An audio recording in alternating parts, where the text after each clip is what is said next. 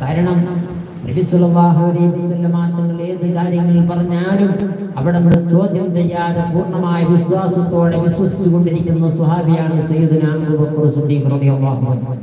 അങ്ങനെ വിശ്വസിച്ചുകൊണ്ട് ലോകത്തെമ്പാടും വിശ്വസിക്കുകയും ലോകത്ത് നബി സല്ലല്ലാഹു അലൈഹി വസല്ലം തങ്ങൾ 23 വർഷത്തിന് ശേഷം വീണ്ടും അറഫയിൽ ഒരുമിച്ച് കൂടുമ്പോൾ രണ്ടാളുകളും മൂന്നാളുകളും നാലാളുകളും അല്ലാഹുവിന്റെ റസൂലിന്റെ വിശ്വാസത്തിലേക്ക് കടന്നു വന്നു. എന്നിട്ട് അവസാനമായ അല്ലാഹുവിന്റെ റസൂൽ അവിടെ നിന്ന് ഹജ്ജത്തുൽ വദാഇന്റെ സമയം ഒരുമിച്ച് കൂടി അറഫയിൽ ഇരിക്കുന്ന സമയത്ത് 1,20,000 ചില്ലാനും സ്വഹാബികളുമായി നബി സല്ലല്ലാഹു അലൈഹി വസല്ലം തങ്ങൾ അവിടെ നിന്ന് അഭിസംബോധന ചെയ്യുകയുണ്ടായി. കാരണം അല്ലാഹുവിന്റെ റസൂലിന്റെ ആ വിശ്വാസത്തിലേക്ക് ജനങ്ങൾ കടന്നു വന്നു. അതുകൊണ്ട് വിശ്വാസം എന്നുള്ളത് ഈമാനിന്റെ ഒരു ഭാഗമാണ്. നബി സല്ലല്ലാഹു അലൈഹി വസല്ലം തങ്ങൾ ഏറ്റവും പ്രധാനമായി അവിടെ നിന്ന് വിശ്വാസപരമായ കാര്യമാണ് ഇസ്രാ മിഅ്റാജ് എന്നുള്ള സംഭവങ്ങൾ. ആ സംഭവങ്ങൾ നടന്ന മാസത്തിലാണ് ഞാൻ നിങ്ങൾ ഒരുമിച്ച് കൂടിയിട്ടുള്ളത്. നിസ്കാരത്തിന്റെ വാർഷികം കൂടിയാണ്. അതുകൊണ്ട് ഇസ്ലാമിനെ സംബന്ധിച്ചിടത്തോളം ഏറ്റവും പ്രധാനപ്പെട്ട മാർഗം 5 വഖ്ത് ഫർളാക്കപ്പെട്ട നിസ്കാരങ്ങൾ. അത് നമ്മുടെ ജീവിതത്തിൽ കൃത്യമായി സമയങ്ങൾ കടന്നു പോകാതെ അവ്വൽ വഖ്തിൽ തന്നെ നിർവഹിക്കാൻ വേണ്ടി ഞാനും നിങ്ങളും തീരുമാനിക്കണം. അതോടെയാണ് മറ്റുള്ള എല്ലാ വിഷയങ്ങളും നിസ്കാരങ്ങളില്ലാത്ത വെറും ഒരു ആത്മീയമാണ് എന്ന നിലയ്ക്ക് മറ്റുള്ള മജ്‌ലിസുകൾ അതെല്ലാം നിസ്കാരങ്ങൾ ഒഴിവാക്കിയൊന്നും നമ്മുടെ ജീവിതത്തിൽ ഉണ്ടാകാൻ പാടില്ല. കൃത്യമായി 5 നേരത്തെ ഫർള് നിസ്കാരങ്ങൾ നമ്മുടെ ജീവിതത്തിൽ കഴിവിന്റെ പരമാവധി ഒരു വഖ്ത് പോലും ഖളാഹാവാതെ നിർവഹിക്കാൻ ഞാൻ നിങ്ങളും സമയം കണ്ടെത്തണം. അതോടാണ് അതിന്റെ പുറമെയാണ് മറ്റുള്ള എല്ലാ കാര്യങ്ങളുമെന്ന് നിങ്ങളോടും എന്നോടും ഞാൻ ഓർമ്മപ്പെടുത്തുകയാണ്. അൽഹംദുലില്ലാഹ് ബഹുമാനപ്പെട്ട സഫീഖ് റസ്വി ഉസ്താദ് അവരുകൾ നല്ല ഒരു ആത്മീയമായ മജ്‌ലിസുകൾ അവിടുത്തെ മഹാന്മാരായിരിക്കുന്ന ഗുരുവിന്റെ പൊരുത്തത്തിലോടെ മഹാന്മാരായിരിക്കുന്ന സുഹദാക്കളെ പൊരുത്തത്തിലൂടെ ഒരുപാട് വർഷങ്ങളായി ഇവിടുന്ന് ആത്മീയ മജ്‌ലിസുകളിൽ വന്നുകൊണ്ടിരിക്കുന്നു. അതായത് പിശാച് എപ്പോഴും നമ്മുടെ ശത്രുവാണ്. അല്ലാഹുവിന്റെ റസൂൽ സ്വല്ലല്ലാഹു അലൈഹി വസല്ലം തങ്ങൾ നമ്മെ പഠിപ്പിച്ച കാര്യമാണ് പിശാച് എപ്പോഴും നമ്മുടെ ശത്രുവാണ്. അവരെ നമ്മുടെ ശത്രുവായി തന്നെ കാണാൻ പാടുള്ളൂ.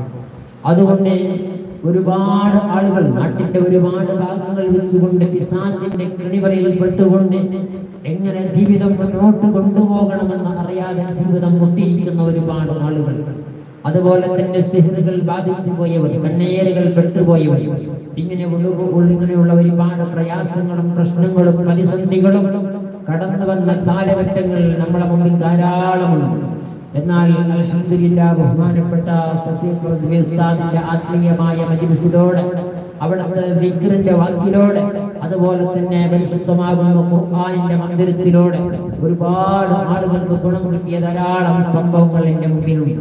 ഞാൻ തന്നെ പോയി പലപ്പോഴും അത്ഭുതപ്പെട്ടിട്ടുണ്ട്. അതായത് പിശാചിന്റെ കണിവയിൽ പെട്ടുപോയവർ എത്രയോ വർഷങ്ങളായി എന്ത് രോഗമാണെന്നറിയാതെ വളരെ പ്രയാസപ്പെട്ടുകൊണ്ടിരിക്കുന്ന ജനങ്ങളെ മുമ്പിലേക്ക് ആ പിശാച് ഇവിടെ നിന്ന് വന്നു, എങ്ങനെ കിട്ടിയെന്ന് പറയുന്ന പൂർണ്ണമായ ഡീറ്റെയിൽസിലൂടെ അതിനെ ചികിത്സിച്ചുകൊണ്ട് ആ കുടുംബത്തിനെ മാറ്റിക്കൊണ്ട് സമാധാനങ്ങൾ കൊടുത്ത ഒരുപാട് സംഭവങ്ങൾ ഞാൻ കണ്ടവനാണ്. അല്ലാഹു തആല കൊടുത്ത ഒരു വലിയതായിരിക്കുന്ന പവറാണ്, അല്ലാഹു കൊടുത്ത ഒരു ഭാഗ്യമാണ്. അല്ലാഹു പല ആളുകൾക്കും പല കഴിവുകളും അല്ലാഹു കൊടുക്കും. കാലഘട്ടത്തിന് ആവശ്യമായ ഒരുപാട് ആളുകളെ കാലത്തിലേക്ക് അനുയോജ്യമായ അല്ലാഹു കാലത്തിന് വേണ്ടി കൊണ്ടുവരും. അതിൽപ്പെട്ട ഒരു ആത്മീയ മജ്‌ലിസാണ് ബഹുമാനപ്പെട്ട സഫീഖ് ഉസ്താദ് അവരുകൾ ഇവിടെ നടത്തിക്കൊണ്ടിരിക്കുന്നത്. അൽഹംദുലില്ലാഹ് ഇനിയും ഒരുപാട് കാലം അത്രയും ചികിത്സ നടത്തി സമുദായത്തിന് ഗുണമുള്ള ഈ മജ്‌ലിസിലും അല്ലാഹു ഉൾപ്പെടുത്തി അനുഗ്രഹിക്കുമാറാവട്ടെ. കാരണം ഈ ദുനിയാവിന്റെ ഒരു ചിന്തയിൽ മാത്രമല്ല, ഏറ്റവും പ്രധാനപ്പെട്ടത് നമ്മളെ ആത്മീയമായ വിഷയമാണ്, നമ്മളെ ആന്തരികം നന്നാവലാണ്. അതുകൊണ്ട് അകം ശുദ്ധി ആക്കാതെ പുറം മിനുക്കേണ്ട, ടോയ്ലറ്റിലുള്ള സ്വഭാവം ഞാൻ എടുക്കേണ്ട. അതായത് നമ്മൾ കാണുന്ന സമയത്ത് പുറത്തൊരു വ്യക്തി കണ്ടതുകൊണ്ട് കാര്യമില്ല. നമ്മളെ ആത്മീയമായ ചിന്തയിലൂടെ നമ്മളെ മനസ്സ് നന്നാകണം.